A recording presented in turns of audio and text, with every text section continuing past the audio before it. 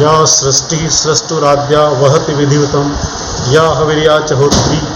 ये द्वे कालम विधत्त सुत विषय गुणा या स्थिता व्याप्य विश्वम यामाहु सर्वबीज प्रकृतिरिति यया प्राणिन प्राणवंत प्रत्यक्षाभि प्रपन्न स्तन विरवतु वस्ताभिरष्टाभिरीश। द्वितीय वर्ष संस्कृत के प्रथम प्रश्न पत्र में छात्रों के पाठ्यक्रम में कवि कालिदास विरचित अभिज्ञान शाकुंतल रखा गया है। उस अभिज्ञान शाकुंतल का ये प्रथम अंक का प्रथम श्लोक है जो कि कवि कालिदास ने मंगलाचरण के रूप में प्रस्तुत किया है। कवि कालिदास के आराध्य देव महाकाल की नगरी में विराजमान होने वाले भगवान शिव हैं। वैसे भी सावन मास में शिव की आराधना ही अधिक होती है और इसी क्रम में अभिज्ञान शाकुंतल के मंगलाचरण पाठ के साथ में मैं यह अभिज्ञान शाकुंतल नाटक छात्रों को पढ़ाने का प्रारंभ कर रहा हूँ। यह जो सृष्टि संपूर्ण चराचर जगत सृष्टि सृष्टु सृष्टि का सृजन करने वाले सृष्टि का निर्माण करने वाले भगवान ब्रह्मा की आद्या सर्वप्रथम कृति है। अर्थात भगवान ब्रह्मा ने सर्वप्रथम जिसकी सृष्टि की वो जल है, तो वो भगवान की जलमयी मूर्ति वहति विधिहुतम वहति वहन करती हैं विधिहुतम विधि पूर्वक हवन की गई या जो हवि के रूप में या जो होत्री होता के रूप और जो हवन करने वाली सामग्रियों को देवताओं के समीप ले जाती है, अर्थात अग्नि रूपा मूर्ति।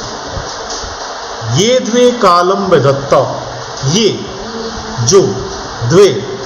दो कालम समय का विधत्त निर्धारण करने वाली समय का निर्धारण करने वाली जो दो रूप हैं वो हैं सूर्य और चंद्रमा। श्रुति विषय गुणा श्रवण श्रुति विषय गुणा शब्द जिसका विषय है ऐसे गुण का ग्रहण करने वाली अर्थात आकाश या जो स्थित है व्याप्त विश्व संपूर्ण विश्व को व्याप्त करके या जिसको आहु कहा जाता है सर्व बीज प्रकृति सब प्रकार के बीजों को उत्पन्न करने वाला इति इस प्रकार से अर्थात पृथ्वी यया जिसके द्वारा प्राणिनः संपूर्ण जगत के प्राणी मात्र प्राणवंतः प्राणवान कहलाते हैं या प्राणों को धारण करते हैं, अर्थात वायु, क्योंकि बिना वायु के इस संसार का कोई भी प्राणी प्राण धारण करने में या जीवन धारण करने में सक्षम नहीं है। प्रत्यक्षाभि प्रत्यक्ष रूप से प्रपन्न तनु भी प्रत्यक्ष शरीर के रूप में अवतु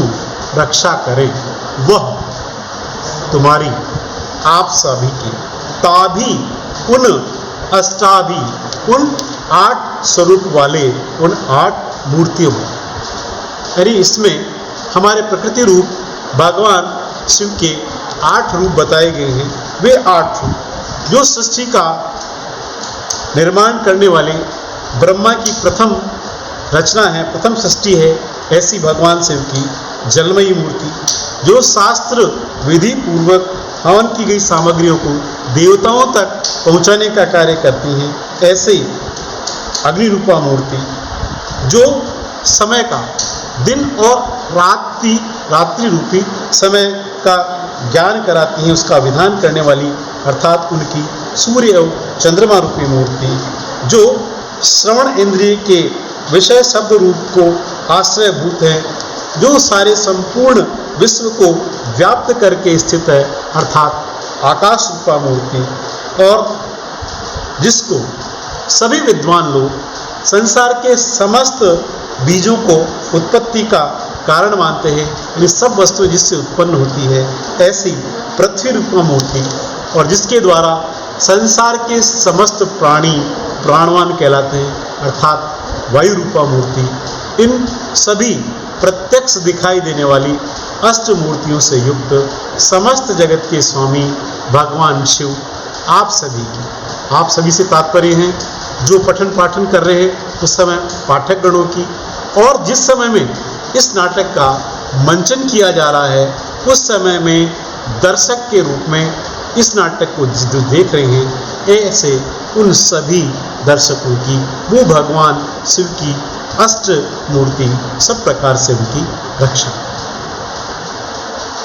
हमारी साहित्यिक परंपरा रही है कि हम कोई भी कार्य मंगलाचरण के साथ में प्रारंभ करते हैं, तो भगवान शिव की आराधना करके कालिदास ने भी अपने नाटक का प्रारंभ मंगलाचरण के साथ में किया, और नाटक के प्रारंभ में जिस श्लोक का पाठ किया जाता है जो मंगलाचरण के रूप में होता है उसे नांदी पाठ कहते हैं। और वो मंगलाचरण 3 प्रकार का होता है, आशीर्वादात्मक, नमस्कारात्मक और कृपा। तो यहाँ पर महाकवि कालिदास ने इस नाटक में आशीर्वादात्मक मंगलाचरण का प्रयोग करके नंदी पाठ के माध्यम से इस काव्य का प्रारंभ कर मंगलाचरण किया है, जिसमें वो हम सभी की रक्षा करने की, पाठकों की और हम दर्शकों की रक्षा करने की कामना भगवान शिव से करें। साथ ही इस श्लोक के माध्यम से कवि कालिदास हमारा ध्यान उस ओर आकृष्ट करना चाहते हैं जो कि इस नाटक की कथा वस्तु, और उसमें इस नाटक के जो मुख्य पात्र हैं उन पात्रों की ओर भी ध्यान आकर्षित करवाना चाहते हैं। या सृष्टु राज्या सृष्टि, विधाता की, ब्रह्मा की प्रथम सृष्टि, उस प्रथम सृष्टि के रूप में पाठकों का, दर्शकों का ध्यान ब्रह्मा द्वारा निर्मित अत्यधिक सुंदर सृष्टि के रूप में शकुंतला की ओर पाठकों का और दर्शकों का ध्यान आकृष्ट करना चाहिए। विधिहुतम हवि वहति, विधि पूर्वक हवन की गई। इस पंक्ति के माध्यम से शकुंतला जो कि गर्भवती है, कथा के उस ओर ध्यान आकृष्ट करना चाहिए। या च होत्री, यहाँ पर होत्री के रूप में इस नाटक के जो एक पात्र हैं, जो शकुंतला के पालन करने वाले पिता हैं ऋषि कर्ण, उनकी ओर पाठकों का ध्यान आकृष्ट करना चाहा है। ये द्वे कालम विधत्ता, वैसे समय का निर्धारण करने वाले सूर्य और चंद्रमा की ओर है, लेकिन इस नाटक में जो वो पात्र जो समय समय पर शकुंतला को समय का आभास कराते हैं कि अब ये हो गया, ये सब करना है, ऐसी उसकी जो 2 सखियाँ हैं अनुसुईया और प्रियंवदा, उसकी और साथ ही इस नाटक में शकुंतला को दुर्वासा ऋषि के द्वारा जो शाप मिल जाता है उसकी ओर भी हमारा ध्यान आकृष्ट करती हैं। श्रुति विषय गुणा, इस पद के माध्यम से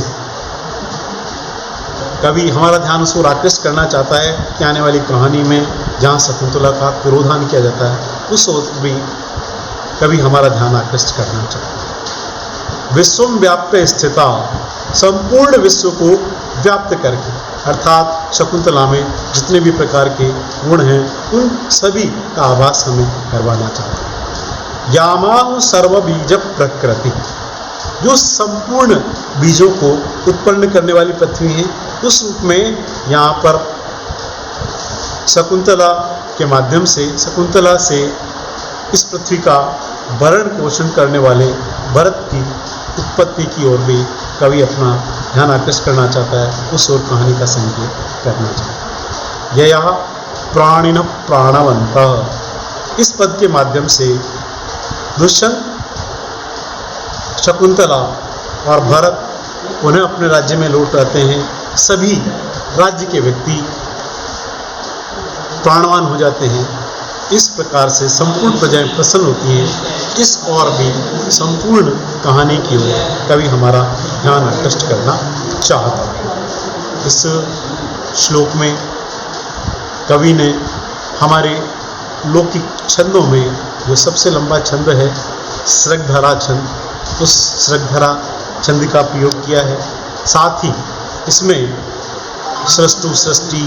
व्याप्य विश्वम प्राणिन प्राणवंतः यानी एक ही व्यंजन वर्णों का पुनरावृत्ति होने से अनुप्रास अलंकार का प्रयोग है। लेकिन अनुप्रास के भी जो अलग अलग भेद हैं वहाँ इन शब्दों में उन्होंने कहीं छे का अनुप्रास, कहीं वृत्त्यानुप्रास अलंकारों का प्रयोग किया। इस प्रकार से इस श्लोक के माध्यम से कवि ने मंगलाचरण करके हम हमारी रक्षा करने की और हमारा ये जिस कार्य को प्रारंभ करने जा रहे हैं वो पठन पाठक हमारा पूर्ण हो, इस प्रकार की कामना कवि की है। और मेरी भी यही कामना है कि जो हम करा रहे इस विज्ञान शाकुंतल नाटक का जो पाठ्यक्रम हम पूर्ण प्रारंभ करने जा रहे हैं वो भगवान शिव की कृपा से इस सावन मास में प्रारंभ किए गए होने से ये संपूर्ण हो, ऐसी मेरी कामना। अस्तु। सेव भी कर दो।